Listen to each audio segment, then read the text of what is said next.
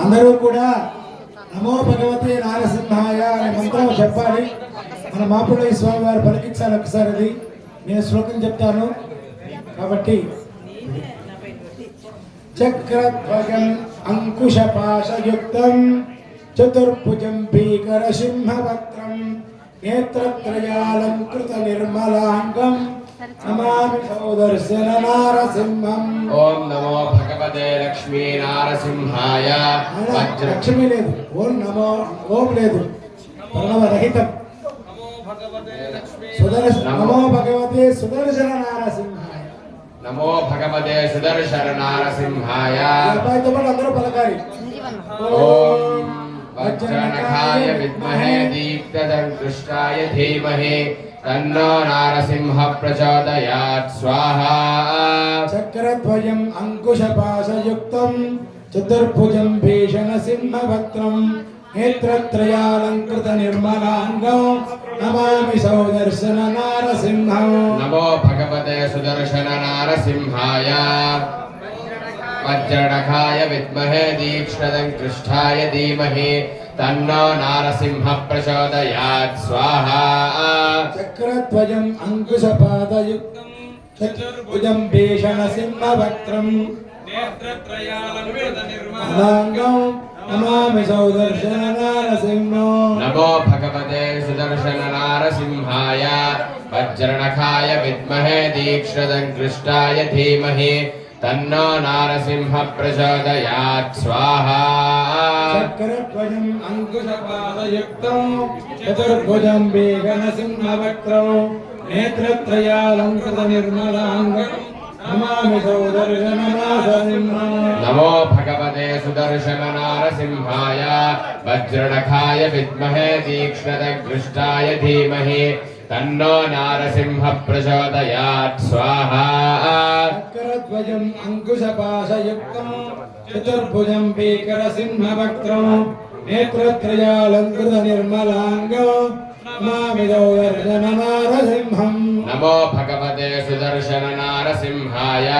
వజ్రనఖాయ విద్మహే దీక్ష్ణదంకృష్టాయ ధీమహి తన్నో నారసింహ ప్రచోదయాత్. స్వాహా. చతుర్చక్రధ్వజం అంకుశపాశయుక్తం చతుర్భుజం భీషణ సింహవక్త్రం నేత్రత్రయాలంకృత నిర్మలాంగం నమామి సౌదర్శన నారసింహం. నమో భగవతే సుదర్శన నారసింహాయ. వజ్రనఖాయ విద్మహే తీక్ష్ణదకృష్టాయ ధీమహి తన్నో నారసింహ ప్రచోదయాత్. స్వాహా. అంకుశపాశయుక్తం చతుర్భుజం భీషణ సింహవక్త్రం నేత్రత్రయాలంకృత నిర్మలాంగం నమామి సౌదర్శన నారసింహం. నమో భగవతే సుదర్శన నారసింహాయ.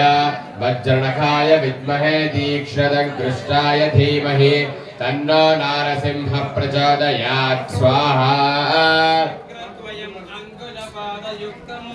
చతుర్భుజం భీకర సింహవక్త్రం నేత్రత్రయాలంకృత నిర్మలాంగం నమామి సౌదర్శన నారసింహం. నమో భగవతే సుదర్శన నారసింహాయ. వజ్రనఖాయ విద్మహే తీక్ష్ణదకృష్టాయ ధీమహి తన్నో నారసింహ ప్రచోదయాత్. స్వాహా. చక్రద్వయం అంకుశపాదయుక్తం చతుర్భుజం భీకర సింహవక్త్రం నేత్రత్రయాలంకృత నిర్మలాంగం నమామి సౌదర్శన నారసింహం. నమో భగవతే సుదర్శన నారసింహాయ. వజ్రనఖాయ విద్మహే తీక్ష్ణదకృష్టాయ ధీమహి తన్నో నారసింహ ప్రచోదయాత్. స్వాహా. ఓం గర్జంతం గర్జయంతం నిజభుజపటులం స్ఫోటయంతం హఠంతం దోప్యంతం తాపయంతం దివిభూతిజం క్షేపయంతం క్షిపంతం రందంతం రోషయంతం దిశి దిశి సతతం సంహరంతం భరంతం వీక్షంతం గోర్ణయంతం శరణికరసకై దివ్యసింహం నమామి. ఓం నమో భగవతే కాయ విద్మహే దీక్షదకృష్టాయ ధీమహి तन्नो नारसिंह प्रचोदयात् स्वाहा गर्जन्तं गर्जयन्तं निजभुजपटुलं स्फोटयन्तं हटन्तं रोप्यन्तं तापयन्तं दिविपुर्द्विजं क्षेपयन्तं क्षिपन्तं क्रन्दन्तं रोषयन्तं दिशिदिशिसततं संमरन्तं परन्तं वीक्षन्तं घूर्णयन्तं शरणकरशतै सिंहं नमामि। वज्रनखाय विद्महे दीक्षदग्गुष्टाय धीमहि तन्नो नारसिंह प्रचोदयात् स्वाहा गर्जन्तं गर्जयन्तं निजभुजपटुलं स्फोटयन्तं हटन्तं रोप्यन्तं दापयन्तं दिविभुजं क्षेपयन्तं क्षिपन्तं क्रन्दन्तं रोषयन्तं दिशि दिशि सततं सम्मरन्तं वरन्तं वीक्षन्तं घूर्णयन्तं शरणकरशतै दिव्यसिंहं नमामि। वज्रनखाय विद्महे दीक्षदग्गुष्टाय धीमहि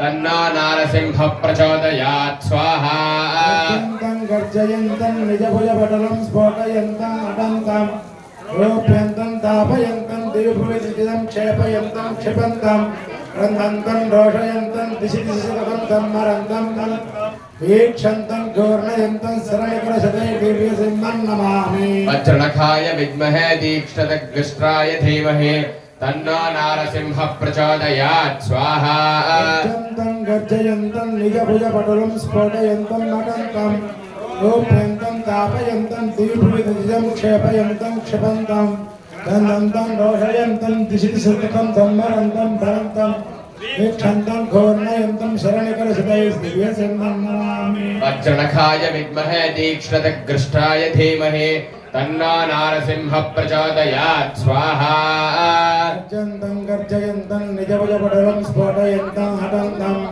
रोप्यन्तं तापयन्तं दिविभुजं क्षेपयन्तं क्षिपन्तं क्रन्दन्तं रोषयन्तं दिशि दिशि सततं सम्मरन्तं भरन्तं वीक्षन्तं घूर्णयन्तं शरणकरशतै दिव्यसिंहं नमामि। वज्रनखाय विद्महे दीक्षदग्गुष्टाय धीमहि तन्नो नारसिंह प्रचोदयात् स्वाहा गर्जन्तं गर्जयन्तं निजभुजपटुलं स्फोटयन्तं हटन्तं रोप्यन्तं तापयन्तं दिविभुजं क्षेपयन्तं क्षिपन्तं क्रन्दन्तं रोषयन्तं दिशि दिशि सततं सम्मरन्तं भरन्तं वीक्षन्तं घूर्णयन्तं शरणकरशतै दिव्यसिंहं नमामि।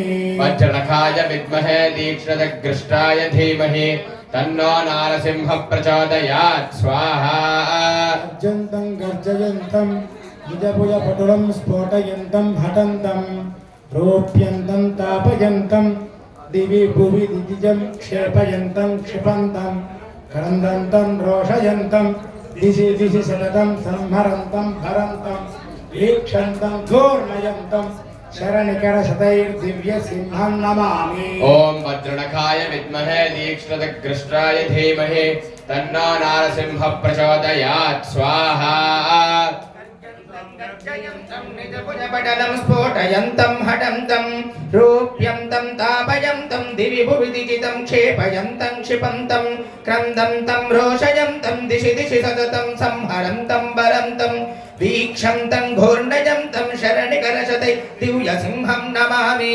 ओम वज्रनखाय विद्महे दीक्षदग्गुष्टाय धीमहि तन्नो नारसिंह प्रचोदयात् स्वाहा गर्जन्तं गर्जयन्तं निजभुजपटलं स्फोटयन्तं हटन्तं रोप्यन्तं तापयन्तं दिवि भुवि दिजितं क्षेपयन्तं क्षिपन्तं क्रन्दन्तं रोषयन्तं दिशि दिशि सततं संहरन्तं भरन्तं वीक्षन्तं घूर्णयन्तं शरणकरशतै दिव्यसिंहं नमामि। ओम वज्रनखाय विद्महे दीक्षदग्गुष्टाय धीमहि तन्नो नारसिंह प्रचोदयात् स्वाहा ఓం ఇక్కడ ఇప్పుడు మీకు ఇంకా నరసింహ ద్వాదశాక్షరం ఓం నమో భగవతే నారసింహాయ స్వాహ చెప్పే మాత్రం చెప్తాను దానికి సంపుటం అది చేస్తాను. ఓం స్తంభం లోహమయం విద్వా హాహా కుర్వన్ భయంకరం నకైర్విదారయామాస हिरण्यं नरकेसरी ओम नमो भगवते नारसिंहाय स्वाहा स्तंभं लोहमय नखैर्विदारयामासा हिरण्यं नरकेसरी ॐ नमो भगवते नारसिंहाय स्वाहा स्तम्भं लोहमयं भित्त्वा आहा कुर्वन् भयङ्करं नखैर्विदारयामासा हिरण्यं नरकेसरी ॐ नमो भगवते नारसिंहाय स्वाहा स्तम्भं लोहमयं भित्त्वा आहा कुर्वन् भयङ्करं नखैर्विदारयामासा हिरण्यं नरकेसरी ॐ नमो भगवते नारसिंहाय स्वाहा स्तम्भं लोहमयं भित्त्वा आहा कुर्वन् भयङ्करं नखैर्विदारयामासा हिरण्यं नरकेसरी ॐ नमो भगवते नारसिंहाय स्वाहा स्तम्भं लोहमयं भित्त्वा आहा कुर्वन् भयङ्करं नखैर्विदारयामासा हिरण्यं नरकेसरी ॐ नमो भगवते नारसिंहाय स्वाहा स्तम्भं लोहमयं भित्त्वा आहा कुर्वन् भयङ्करं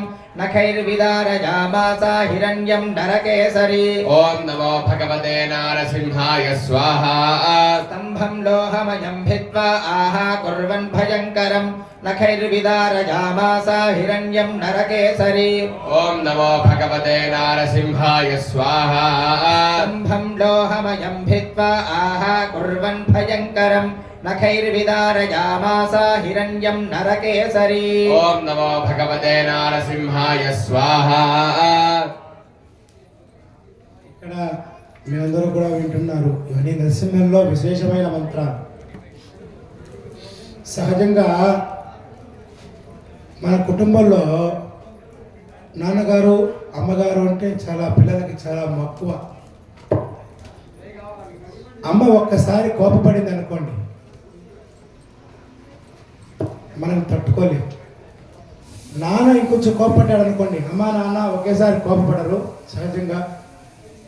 తండ్రి కోపపడ్డాడు అనుకోండి, దాని అనుభవిస్తే ఆ యొక్క బాధని మరలా అటువంటి బాధ రాకూడదనే అనుకుంటాం. ఈ విషయాన్ని నేను ఎందుకు చెప్తున్నానంటే, స్వామి మత్స్యావతారం నుంచి కల్కి అవతారం దాకా కూడా అవతారాలు ఎత్తిన కారణం తనుగా తనేదో ప్రపంచాన్ని ఉద్ధరించాలి అని కాదు. భక్తులు పడే బాధలను తన మీద వేసుకొని ఆయన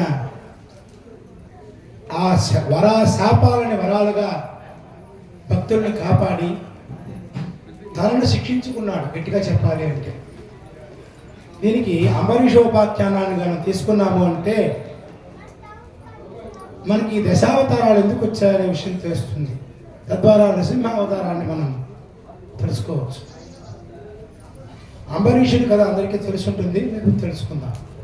అంబరీషుడు అనేటటువంటి ఒక మహానుభావుడు, విష్ణు భక్తుడు, మహారాజు. ఆయన నేను అనుకున్నాం, మనం ఏమనుకున్నాం, మొదటి రోజు చెప్పారనుకుంటే ఈ విషయాన్ని. నాన్నోదకం పరమం దానం నద్వాదశ్యాం పరమం వ్రతం నగాయత్ర్యా పరో మంత్ర నమాతు పరదైవతం అని. మనం చేసే దానాలలో అన్నింటిలో కంటే కూడా అన్నదానం, జలదానం, నీళ్ళదానానికి మించిన దానమే లేదు. ద్వాదశ్యాం పరమం వ్రతం, వ్రతములలో ద్వాదశి వ్రతానికి మించిన వ్రతమే లేదు. గాయత్ర్యా పరో మంత్ర నమాతు పరదైవత, మంత్రములలో గాయత్రి, దేవతలలో కన్న తల్లికి మించింది లేదు అని అనుకున్నాం. ఈ సందర్భం నిన్న చెప్పిన దాన్ని ఎందుకు తీసుకున్నామంటే, అక్కడ రెండవ విషయం ద్వాదశ్య పరమం వ్రతం. వ్రతములలో ఏకాదశి ద్వాదశి వ్రతమన్నా ఒకటే. ఏకాదశి వ్రతానికి మించిన వ్రతం లేదు అని చెప్పి ఆయన నమ్మి ఆ అంబరీషుడు తన రాజ్యంలో చిన్న బిడ్డలు కూడా పాలు తాగేవాళ్ళు కాదట. అంతటి గొప్ప నియమ వ్రతాన్ని పెట్టుకున్నాడు రాజ్యం. ఆ రాజ్యం ఎప్పుడు సుభిక్షంగా ఉంది. ఆ రోజు అట్లా ఎంతో ప్రజలను కన్న బిడ్డల వలె పరిపాలిస్తూ ధర్మబద్ధంగా విష్ణు భక్తిని తను నిలుపుకొని పరమాత్మకు ఇష్టమైనటువంటి ఏకాదశి వ్రతాన్ని భక్తి శ్రద్ధలతో చేస్తూ వస్తూ ఉండేవాడట. ఒకానొక రోజు దూర్వాస మహాముని వచ్చాడు. దూర్వాస మహాముని వస్తే ఆ రోజు ఏకాదశి చూశాడు, చెప్పాడు ఆయన, ఏకాదశి రోజు ఈ విధంగా ఈ యొక్క పరిస్థితి ఇట్లా ఉంది కాబట్టి విజ్ఞాపనం చేశాడు. అయ్యా స్వామి ఋషీశ్వర, మీకు ఆతిథ్యం ఇస్తాను నేను. రేపు పొద్దున సూర్యోదయానికి పూర్వమే వచ్చేసేయండి. ద్వాదశి పార్వణం ఉంటుంది. అప్పుడు వచ్చి మా యొక్క ఆతిథ్యాన్ని స్వీకరించి పూజించి వెళ్ళవలసిందిగా ప్రార్థన. వెంటనే ఆయన ఏం చేశాడు? దూర్వాస మహాముని వెళ్ళాడు. తెల్లవారి సూర్యోదయానికి ముందు ద్వాదశి పార్వణం అంటే స్వామి పూజ అయిపోగానే భోజనం చేసేయాలి, తీర్థం తీసేసుకోవాలి కదా. పార్వణ సమయానికి రాలేదు ఆయన దూర్వాస మహాముని.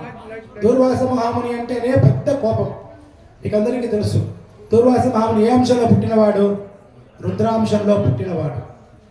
శివుడికి రుద్రుడికి ఎంత కోపం ఉంటుందో, అంటే రుద్రుడు శాంత స్వరూపుడే, ఉగ్రం వస్తే అంతా ఇంత కాదు కదా, కాల రుద్రుడు అవుతాడు. అట్లా దూర్వాస మహాముని కోపం ఎక్కువ. ఈ మహర్షి ఏం కోపడతాడో ఏమో, మనం పార్వణ చేసేస్తానని బాధపడుతూ ద్వాదశి గడియలు దాటిపోతున్నాయి అని అనుకుంటూ భావిస్తూ భగవత్ తీర్థాన్ని తీసుకుందాంలే, లేకపోతే ఆ ఫలితం పోతుంది అని స్వామి వారి తీర్థాన్ని స్వీకరించేశాడు. ఋషి రానే వచ్చాడు, చూశాడు, కోపం వచ్చింది. నేను రాకుండా దేవతీర్థాన్ని నువ్వు తీసుకుంటావా? అతిథి దేవో భవ అని శాస్త్రం కదా. పైగా నేను అతిథిని కూడా కాదు, అభ్యాగతిని. మనకు అతిథి అంటే మన ఇంటికి రాయ్యా భోజనం పెడతాను అన్నవాడు అతిథి.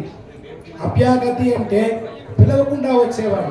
ఇప్పుడు నన్ను పిలిచారు, నాతో పాటు ఈ స్వామిని పిలవలేదు, ఈయన వచ్చాడు అనుకోండి, ఈయన అభ్యాగతి, నాకంటే గొప్పవాడు. అభ్యాగతి ఓ స్వయం విష్ణువు అని కూడా శాస్త్రం. అభ్యాగతి అనేవాడు విష్ణువుతో సమానమైనవాడు, అతిథి కంటే గొప్పవాడు, పిలవకుండా వచ్చేటటువంటి బ్రాహ్మణుడు. ఇట్లా పిలవకుండా దూర్వాస మహాముని వచ్చాడే, అటువంటి మహానుభావుడిని రాకుండా మనం తీర్థం తీసేసుకున్నామని బాధపడుతూ తీర్థప్రాసన చేశాడు అంబరీషుడు. వెంటనే ఋషిరానే వచ్చాడు, కోపం వచ్చేసింది. కమండలంలో తీర్థం తీసుకున్నాడు. పైగా దూర్వాస మహాముని కోపం ఎక్కువ కదా. చూడు, నువ్వు చేపగా మారిపోతావు, తావేలుగా మారిపోతావు, పందిగా మారిపోతావు అని ఈ శాపాలన్నీ పెడుతూ వచ్చేశాడు కోపంతో.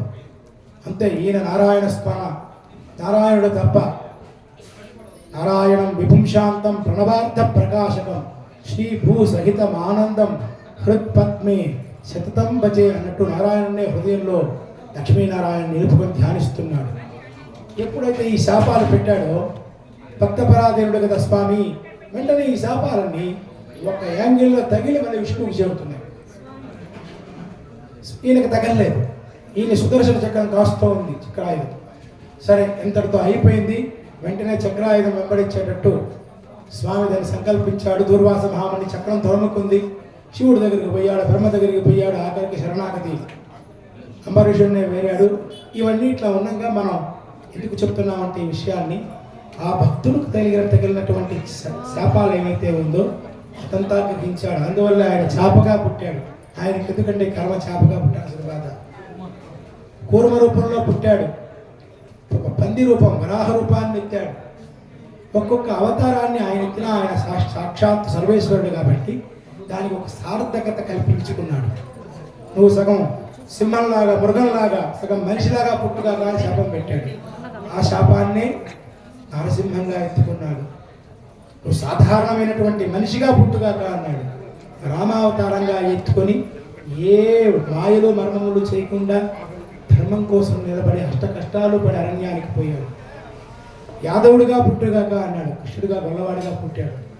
ఇవంతా కూడా ఆ యొక్క ఋషిశాపం భక్తుడికి తగులుతుందేమోనని తను భరించినటువంటి మహానుభావుడు ఆ వెంకటేశ్వరుడు, ఆ లక్ష్మీనారాయణ. ఆయన గొప్పతనం చూడండి.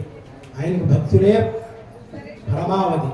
మీరు వెంకటాచల మహాత్మ్యంలో చూశారంటే వెంకటేశ్వర స్వామి భాగవత స్తోత్రం అని భక్తుల మీద ఆయన స్తోత్రం రాశాడు. భక్తులంటే ఆయనకు అంత ఇష్టం ఆ యొక్క శ్రీమన్నారాయణుడికి. కాబట్టి అటువంటి గొప్ప శక్తి ఉన్నప్పటికీ కూడా భక్తుల కోసం తన బాధలు పడేటటువంటి వాడే ఆ యొక్క లక్ష్మీనారాయణుడు. ఈ విషయం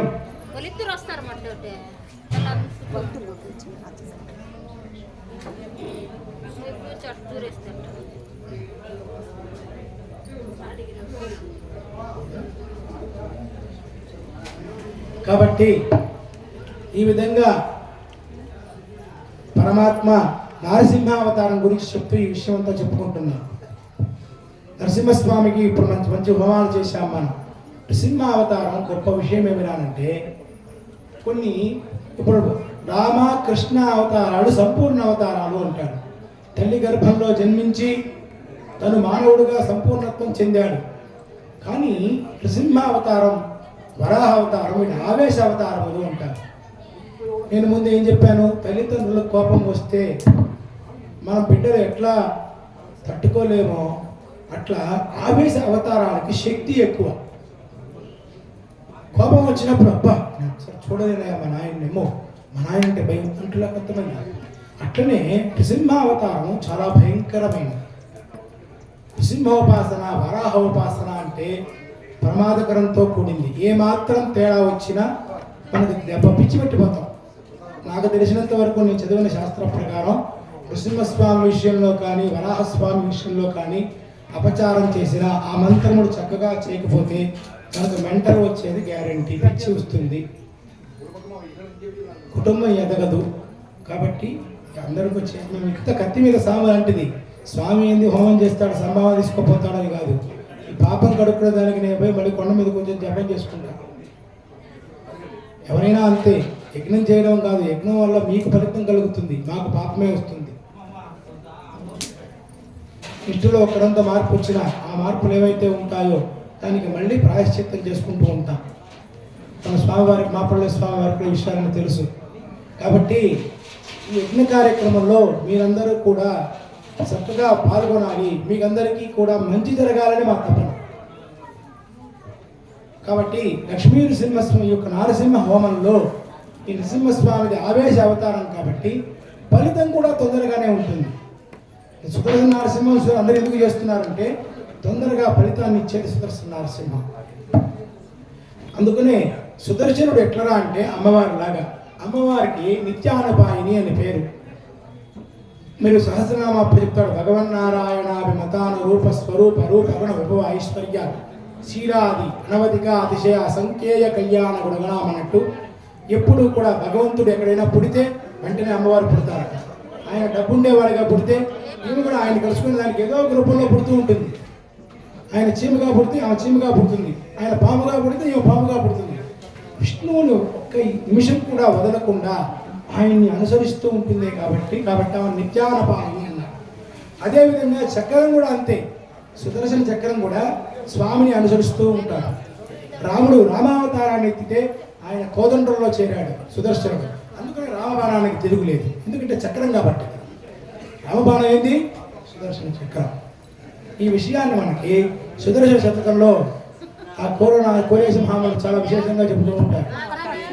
రెండవది నృసింహావతారం ఇస్తే ఆయన ఎక్కడా చూడడానికి లేదు. నృసింహస్వామికి ఆయుధమే లేకుండా చావాలన్నాడు కదా వాడు. పగలు చావకూడదు, రాత్రి చావకూడదు, బయట చావకూడదు, దేవతల చేత చావకూడదు, లోపల చావకూడదు, ఆయుధముల చేత చావకూడదు, సర్పాలు ఏమిటో చావకూడదు అన్నాడు. ఇంకెక్కడ వస్తాడు దేవుడు? చెప్పింది ఎవరు? బ్రహ్మదేవుడు వాక్కు. తన కొడుకుని కాపాడాలి. బ్రహ్మ అంటే ఆయన కొడుకు కదా. ఆయన కొడుకుని కాపాడడం కోసం ఆయన ఒక వికృతాకారంగా, వికృతం చెప్పకూడదు, అది అందమైన సింహం, అది అందమైన సింహం, అందమైన సింహంగా. వికృతం అంటే అందం కాని అనే భావం కాదు. ఇక్కడ సింహం సగం ముఖం దేవతలకి ఆశ్చర్యం కలుగుతోంది. ఈయన ఎవరు? సింహమా? చూస్తామంటే ముఖం మాత్రమే ఉంది. మెడదించి చూద్దామా? మానవ శరీరం. అట్లా వాళ్ళకే అర్థం కాకుండా ఆ నారసింహం అట్లా ఉద్భవించింది. స్తంభం లోహమయం విద్వా హాహాకుర్వన్ భయంకరం నఖైర్ విదారయ మాస హిరణ్యం నరకేసరి అని ఉక్కు స్తంభంలో నుంచి వచ్చినటువంటి మూర్తి. అప్పుడు సుదర్శనుడికి ఎక్కడ చేయాలా అర్థం కాలేదు. మన స్వామి నాకు చెప్పలేదు, కానీ స్వామికి నేను సేవ చేయాలి.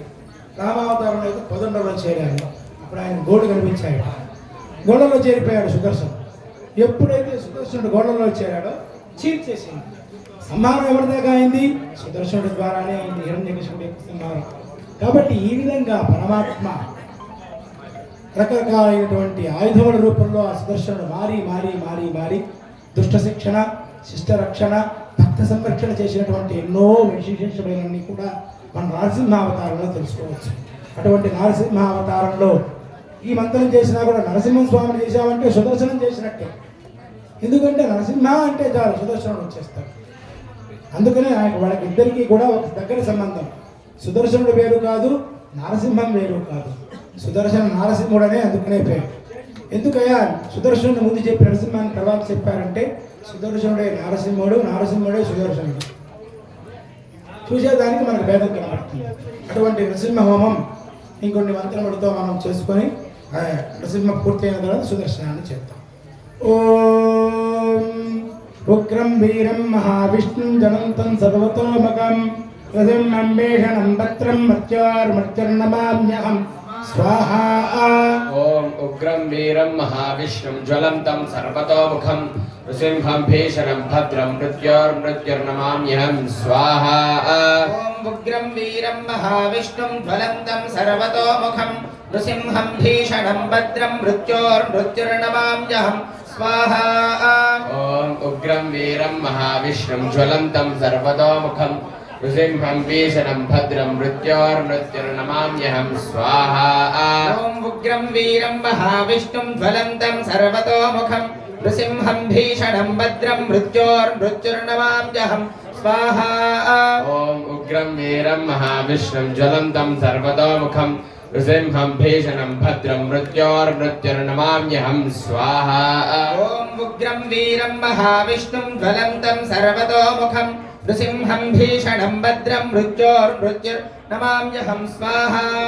ఓం ఉగ్రం వీరం మహావిష్ణుం జ్వలంతం సర్వతోముఖం నృసింహం భీషణం భద్రం మృత్యోర్మృత్యుర్నమామ్యహం స్వాహా. ఓం ఉగ్రం వీరం మహావిష్ణుం జ్వలంతం సర్వతోముఖం నృసింహం భీషణం భద్రం మృత్యోర్మృత్యుర్నమామ్యహం స్వాహా. ఓం ఉగ్రం వీరం మహావిష్ణుం జ్వలంతం సర్వతోముఖం నృసింహం భీషణం భద్రం మృత్యోర్మృత్యుర్నమామ్యహం స్వాహా. ఓం ఉగ్రం వీరం మహావిష్ణుం జ్వలంతం సర్వతోముఖం నృసింహం భీషణం భద్రం మృత్యోర్మృత్యుర్నమామ్యహం స్వాహా. ఓం ఉగ్రం వీరం మహావిష్ణుం జ్వలంతం సర్వతోముఖం నృసింహం భీషణం భద్రం మృత్యోర్మృత్యుర్నమామ్యహం స్వాహా. ఓం ఉగ్రం వీరం మహావిష్ణుం జ్వలంతం సర్వతోముఖం నృసింహం భీషణం భద్రం మృత్యోర్మృత్యుర్నమామ్యహం స్వాహా. ఓం ఉగ్రం వీరం మహావిష్ణుం జ్వలంతం సర్వతోముఖం నృసింహం భీషణం భద్రం మృత్యోర్మృత్యుర్నమామ్యహం స్వాహా. ఓం నమో భగవతే నారసింహాయ స్వాహా. ఓం నమో భగవతే నారసింహాయ స్వాహా. నిశాతనకదంబోళి దళితాసురవక్షసే దర్శితాశ్రితవాత్సల్య నృసింహవపుషే నమః. ఓం నమో భగవతే నారసింహాయ స్వాహా. నిశాతనకదంబోళి దళితాసురవక్షసే దర్శితాశ్రితవాత్సల్య నృసింహవపుషే నమః. ఓం నమో భగవతే నారసింహాయ స్వాహా.